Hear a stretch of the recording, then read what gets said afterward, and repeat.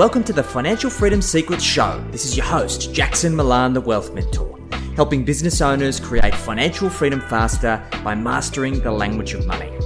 Want to see how well you're tracking towards financial freedom? Complete our 40-point financial performance scorecard at wealthhealthcheck.com.au. That's wealthhealthcheck.com.au. The average score for most business owners is 18 out of 40. So complete the scorecard now and see how well you're tracking towards financial freedom. G'day guys, this is Jax Milan, the Wealth Mentor, and we are here for another episode of the Financial Freedom Secrets Show. Now, I have a new friend of mine, Angela Henderson, here with me, who's just been jet-setting around the world, having an amazing time. She's looking really grounded and recharged and ready to deliver a ton of value here today. But the reason why I brought her on the show is that she's a business strategist and an expert in this entrepreneurial and small business space. And ultimately, we're all trying to grow and scale our business to achieve financial success and create financial freedom. But I see so many individuals get stuck in this vicious cycle of patterns, habits, behaviors that really don't serve them, or a business model that doesn't actually set them up to be conducive to produce the results that they want. And it's people like Angela that help resolve those issues and create business models that ultimately allow them to get more of what they want and less of what they don't. So I wanted to share her genius with you guys. So Angela, thanks for joining us. How you doing?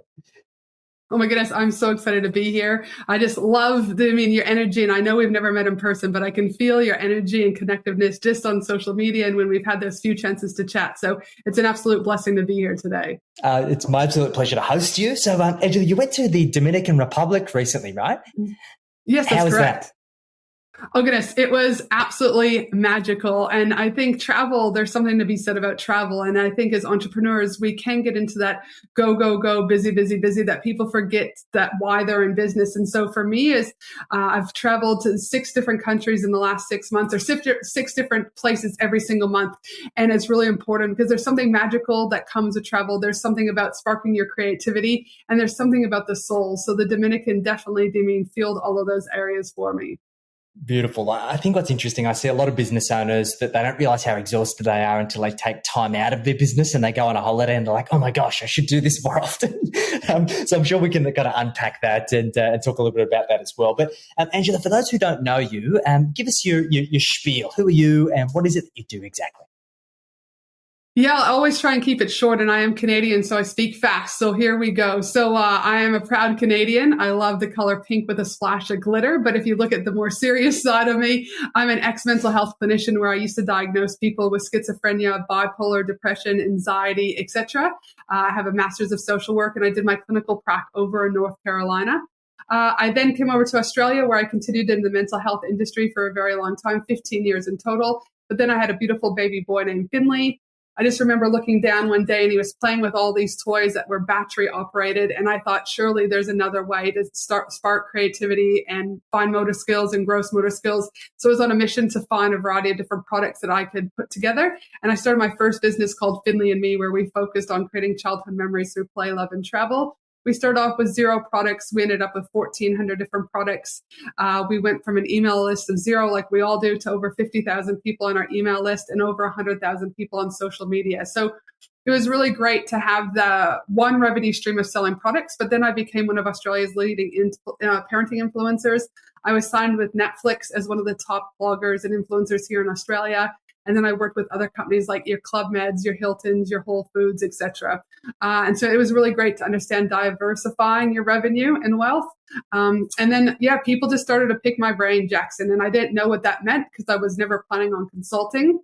And then I remember after 14 coffee dates that I don't drink coffee. So I was driving to these dates, not drinking coffee. And I was paying for my own Diet Coke or whatever I was having. And then I was driving 30 minutes or an hour each way. I thought, if I charge people for this time, I could have a secondary business. And that's how the consulting started to come about. And now I predominantly help women around the world make more money is what I do. So, yeah. Amazing. What a journey. So my experience was basically come from services. And I only had one foray into a product business, which was a men's fashion e-commerce business. And it was an absolute nightmare. You obviously work with businesses, both product and service businesses. So what would you say is the key differences to a successful product business compared to, say, a successful service business? Yeah, listen, your margins are going to be really important. So you have to understand, if you're going to make the product, how much is your markup? If you're buying from, a middleman, how much is your markup? Because I see businesses get into a lot of trouble with that, is that they assume that their markup's going to be greater than what it is, or they don't look at import costs, for example, or they don't look at taxes to bring things in and shipping. And there's a whole variety of things. So you really have to know like the markup per product is what I would say. And though I did product based for a very long time, I would say 90% of my clients now are service based, 10% are product based is what it is now. So I still do work with the e-com, but it's just not as much of a huge passion for me as I would say as the service based industry. Whereas with service based industry, again, there you can have so much markup, especially if something's on evergreen. And it's just like you throw an ad to it and you can make $1,000 or whatever, and there's no time that you have to consider. And I guess that would be my last thing is time, both on a product-based or service-based business. Time's the only thing you cannot buy back in life or that you can never relive. And so understanding how much time it takes to put into each of those businesses and get the result and ROI that you want is really important for not just short-term, but long-term growth also. Makes so much sense. And look, I think myself, the reason why I lean towards service-based is obviously it's what I've always done. But there's very few products in this world that have truly transformative outcomes like services do, particularly really well-packaged services delivered in the right way. It can change people's lives. And I think that there's just so much value there, but there's a lot of challenges that service businesses face. Like you're a highly qualified clinician. You've spent a lot of time in that space. But there's also a lot of great clinicians out there who have phenomenal skill sets, but don't have a great business. So when it comes to somebody who is, say, an expert in their craft, they're an expert in services, what is the key to them creating a successful service business? For me, I feel the first thing is to stop freaking overcomplicating things. I see time and time again that business owners are overcomplicating things, or they're trying to be on TikTok and Twitter and Instagram and this. So the number one thing is stop overcomplicating things. The second thing that I see as almost like a direct equal is that people are doing things that are no longer in alignment for them. They're doing things based out of need, or they're doing based out of scarcity. And what's happening is then they start to resent their business. They start to energetically repel, do you know what I mean? And they're not attracting the right people in. So one of the questions I ask my clients often when they're working with me is on a scale of 1 to 10, how burnt out you are.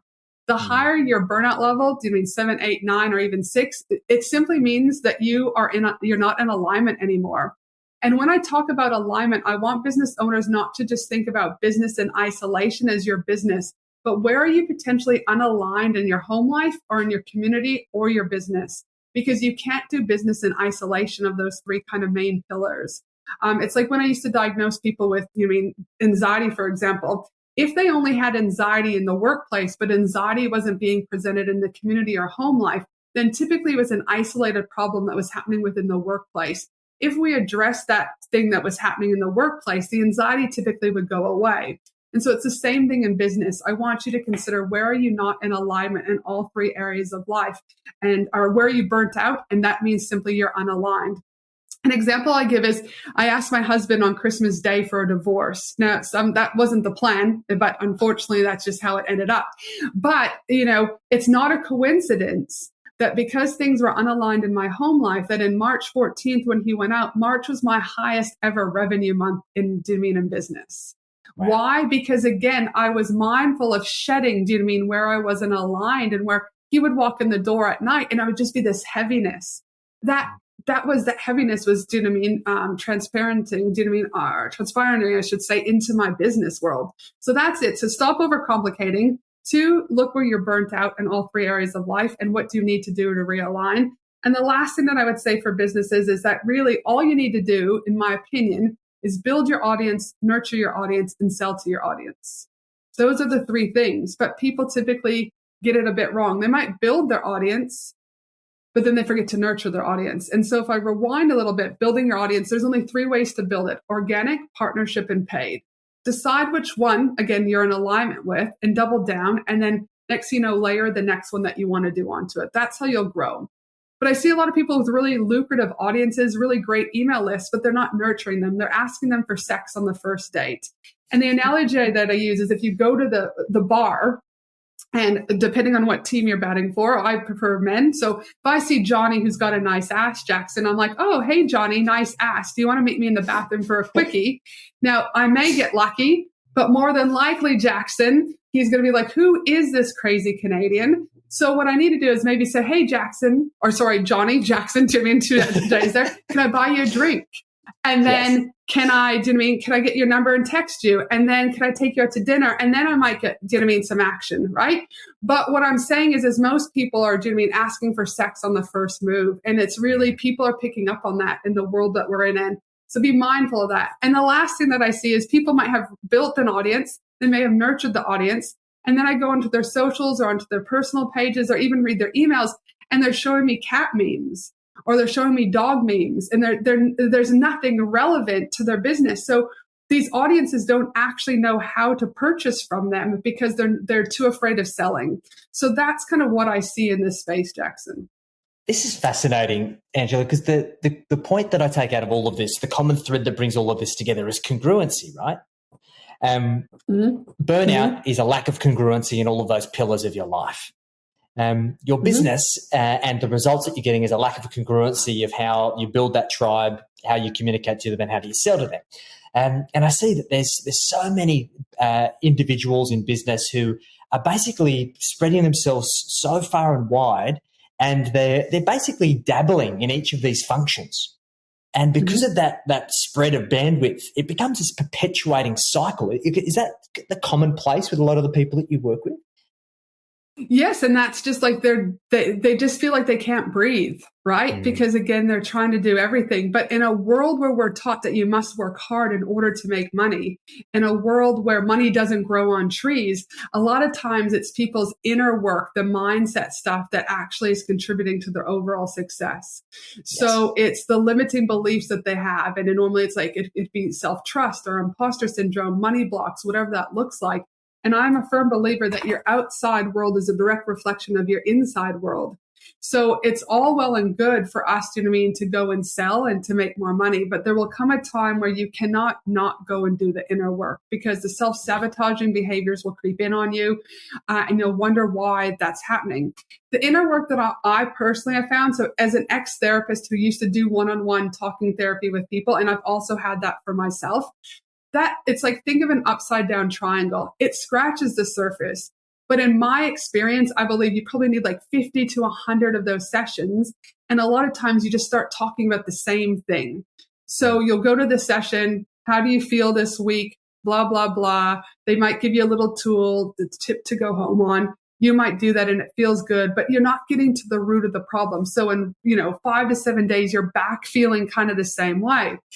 Then I believe the next kind of layer under that triangle is kind of like NLP, neurologistics programming. They're going a little bit deeper into your like subconscious, but it's not fully there yet, but it's still better. So you might only need 25 sessions.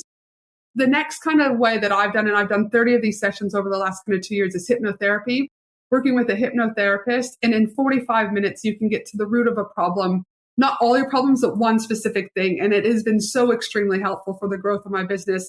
And the kind of iceberg on the very end of that upside down triangle is working with like healers who tap into like your Akashic records and a whole bunch of different things. Not everyone's ready for any of those. I know I was. And if someone would have said I was working with a healer 6 years ago, I would have laughed in someone's face, because it was like so unknown to me.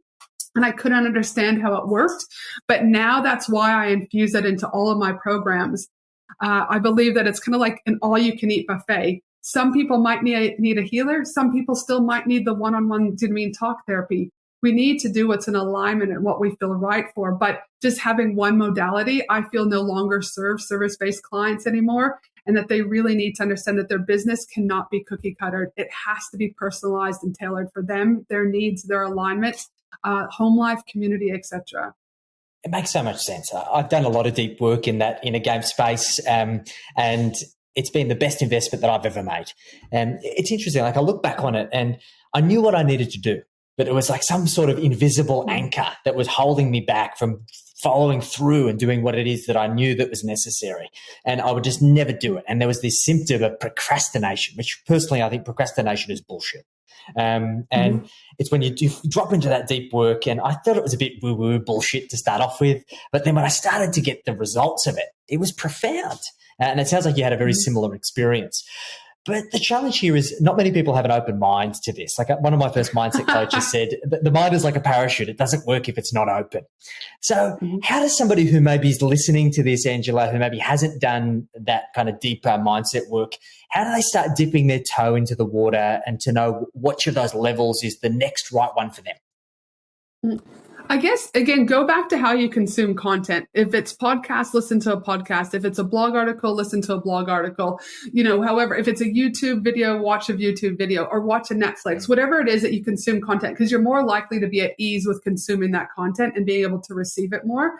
And just pick something, pick, what is hypnotherapy, for example, and go and see, go to YouTube and just choose one video just to watch.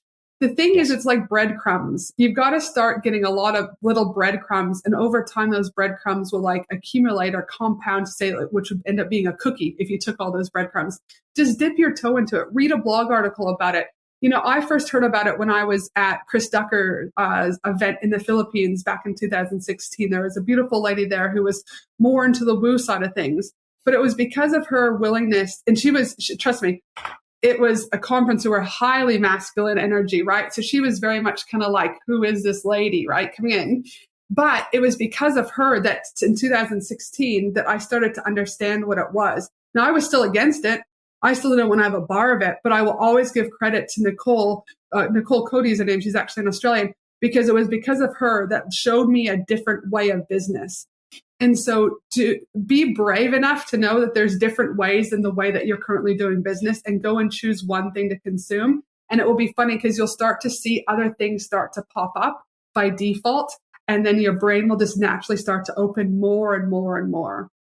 I love it. Yeah, it was very similar to my journey. I was kind of dragged along kicking and screaming, but it was the best thing that I've ever done. So I highly advocate it, guys. I know that it's one of the best investments you'll ever make is to do that kind of work. So, Angela, we're in some pretty uncertain economic times. And I think one thing's for certain is that things are always uncertain. We've got inflation, we've got cost of living pressures, and business models are crumbling. We're seeing many businesses that were once great businesses go into insolvency and liquidation. And people are nervous. With your skill set and your experience, what's your best advice for service businesses who want to thrive in this uncertain environment, say, over the next decade? Yeah, again, I would say, first of all, surround yourself with people who aren't going to be into the drama, because wherever there's drama, there's trauma, right? Is what I would say. Don't watch the news. I haven't watched the news and I can't remember the last time I watched the news, right? If you're choosing to consume that content, how can your nervous system not be, regulated to tune into that highly, oh my gosh, what's going to happen? So be mindful about what you're consuming. Be mindful about the people that you're hanging out with is what I would start off with saying. The second thing that I'd be saying is what are you doing, not just within your business and looking at your wealth growth? So that's where I think you would come in, Jackson. I think too often in the online space, and I'm only seeing this in the last 18 months for myself. So I want to be very clear. It's not like I've been doing this for years, but too many people in the online space is focused on the next launch, where the next dollar is coming from within their business, that they're forgetting to build wealth outside of business. And so I would say it's never too late to start exploring whatever that looks like for you. Again, an investment property, stocks, or whatever. But be smarter than what everyone else is doing and know that it's never too late. And lastly, what I would say is this is, again, where you need to be working on your mindset. If you're running from a low vibration and you're running from a place of scarcity, you're going to attract those type of clients and or not clients into your business model. Energy is everything. And energy is a currency, whether or not you're woo or whether you're not. It's to go back and look at your current clients. What are they running from? Scott Alford has been my coach for a while. And one of the things that Scott talks about is the 4 levels of consciousness: reactive level of consciousness, willful, intellectual, and intuitive. Think about, so the reactive buyer is someone who likes countdown timers. They like bonuses in and out, but they're also people who are less likely to complete a program. And they're also people who are more likely to ask for a refund. What type of, buyers do you currently have in your market? And do you need to start changing your marketing and your business model to start attracting those people who actually want to do the work and show up? Well, guess what? Those people who want to do the work and show up are normally wanting to be led by someone who's done the work and showed up. So what I would be saying there again is, where are you stretching yourself and starting to do that inner work? Because that's how you're going to attract those new clients coming in. And ultimately, at the end of the day, there's always more money to be made if you choose to look for more money and opportunities to be made. Beautiful advice, mate. I think you've summarized it perfectly. I think that epitomizes you'll either find a will or you find a way or you'll find an excuse, right? And I think it's important to work out where you're showing up as an individual because you'll typically get served what you deserve, right? So I think that's super important. Mm-hmm. I also think though, Jackson, also just being mindful that from a strategy, from a masculine point of view, what I would be saying is be mindful that maybe you need to review your current lengths of your programs. So maybe people no longer remember, people make decisions by their subconscious brain, and 97% of our subconscious brain comes from not feeling safe, not belonging, or not enough. So in an environment like this, there's going to be a lot of people who are going to feel unsafe because of the unpredictability of what's happening. And they're not going to change overnight, even if they do one hypnotherapy session, it's still going to be ingrained in them. So they might not want to commit to a 12-month or a 6-month program. So what can you do to adapt to maybe create, I just released a 4-week mini mastermind versus a 12-month mastermind so they can get a taste of what that looks like. Instead of doing my 6-month one-to-one that I've always been adamant, 6 months, I've now been testing the last 2 months, a 3-month one-on-one package for people. Well, those 3-month packages have just expired and they've now re-signed me for another 3 months because they got to come in, they got to see me, and they got the results. So in a climate like this, it's also really important to understand your buyer, where they're at from a subconscious level, and what can you do with your current programs to meet their needs in the current environment, because it's about them. Yes. And that's the last thing I guess I'd probably say. I mean, I could talk about a lot is your business. Yes, you want to make money for you, but you need to be creating programs and opportunities that your clients want and need, not what you think they want and need.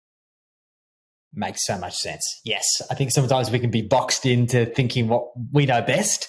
But at the end of the day, our business only exists because of our clients. So it needs to be putting them first. So that makes so much sense. Awesome, mate. So who's a perfect fit client for you, Angela? For me, listen, I love people who are wanting to kind of, how would I say this? I want people who are ready to push outside the box. And I know that might sound very cliche, but I want people who are going to show up and do the work. I want people who understand that whatever you're not changing, you are choosing. I want to work with people who know that the only person who's going to save them is themselves. And so I don't want people who are going to keep making excuses, one excuse after another. And do you know what I mean? Or my husband did this for me, or my clients aren't doing this, or blaming the blame game. No, I want people who are going to take responsibility for their life. I want people who lead with love and compassion and understand that there's more than enough money to be made in this world. I want people who are looking at collaboration. I want to work with people who understand that there's other wealth than just, the buckets, but I also want to work with people who are looking at how they can distribute wealth back into society. So it's not a one-way list there, Jackson, but these are the things, and it's the vibration of people that come into my system. And also people who understand patience. Patience is something that I still have to work on every single day, but patience, I believe, is the key ingredient in our online space that people are forgetting, because they see all these people having 7-figure launches, but it didn't happen overnight. And I feel like the more business owners, the younger business owners, not by age, but just new to business, they feel like this should just be happening overnight, but no one's an overnight success. So I want people who understand patience within their business. Yes, I think it's something that's not spoken about enough. People are very impatient in the business space. So I think learning patience is definitely a virtue. It's something I'm working on every day as well. And in terms of what it looks like to work with you, Angela, what are the typical pathways of how you work with your clients? Yeah, the ways that people work with me are either one-on-one, my higher end mastermind, or my lower end mastermind. And then I also run retreats in Australia and Bali. But the way my framework is I bring in kind of 4 steps of a framework. I bring in strategy, which is around the clarity, the kind of business planning, and the overall kind of implementation. I then bring in wealth, which is around personal wealth, business wealth, and generational wealth. I then bring in relationship to self, relationship to community, relationship to family. And then I also look at health, and I look at people's mental health, spiritual health, and physical wealth. And I believe when you look at all of those, and that intersection in the middle is where we have intentional alignment, and that's where people make more money. So again, they can work with me in those ways, but how I do it in my framework is as I break down those 4 components to look at their overall success. Beautiful. I think it comes together perfectly, which is great. Awesome. So if somebody's listened to this podcast or watched it, Angela, and they want to get in touch with you, what's the best way for them to get in contact? Yeah, just head to my website, which is angelahenderson.com.au. And from there, they can learn more about my services, listen to my podcast, or just come and hang out over on Instagram, whatever it is they need right now. Awesome. Fantastic. We'll include the links in the show notes. Now, if you had to summarize one last golden nugget for our listeners and watchers, what would that last golden nugget be, Angela? Always provide value to your audience, because when you provide value, like whenever you provide any value, it's inevitable that you will become profitable. So always lead with value first. Beautiful. You've summarized it so well, mate. I'm super excited to share you with our private clients for a private session, which is going to be awesome. But guys, if you could listen or watch to this podcast and you've got value from it, make sure you reach out to Angela. Absolute superstar and has a ton of value across all of her platforms and resources. So make sure that you opt in. And just remember, guys, a good idea in theory remains exactly that, just a good idea until you implement it. So make sure that you take action on any of the ideas that you've got from this show. Angela, I appreciate you making the time. It's been great. I'm looking forward to catching up again soon. Yes, absolutely. Have a beautiful day, my friend. Catch you soon.